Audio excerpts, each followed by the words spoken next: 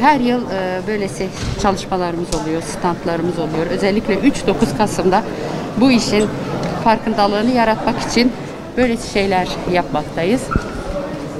Temennimiz insanların bu konuda bize daha yardımcı olması, bu konunun gerçekten çok önemli olduğunu anlatabilmek onlara, bunları hissetmek.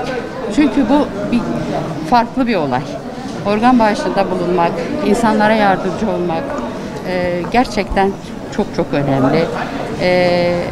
Bazı tabuları yıkmak istiyoruz. İdaremizce, arkadaşlarımla, çalışılan ekibimizce, doktorlarımızla, hemşirelerimizle elimizden gelinceye kadar insanlara bu konuda yardımcı oluyoruz. İşte bu haftada 3-9 Kasım Organ Bağış Haftası. Öncelikle bir hastanemizde stand kurduk. İnsanların duyarlılığı yavaş yavaş basının bizim çabalarımızla arttığını fark ettik.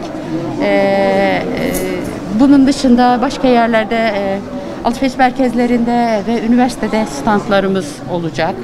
Stand kuracağız. Her organ bir hayattır diyorum. Ve herkesi bu konuda duyarlılığa davet ediyorum. Kimse yaşamasın diyoruz ama yaşandığı zaman da bize destek olunmasını bekliyoruz insanlar. Standlarımıza da bekleriz.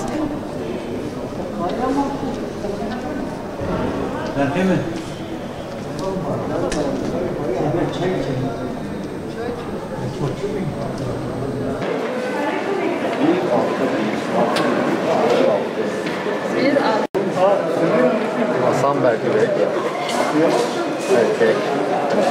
Baba adınız? Yurda Gül.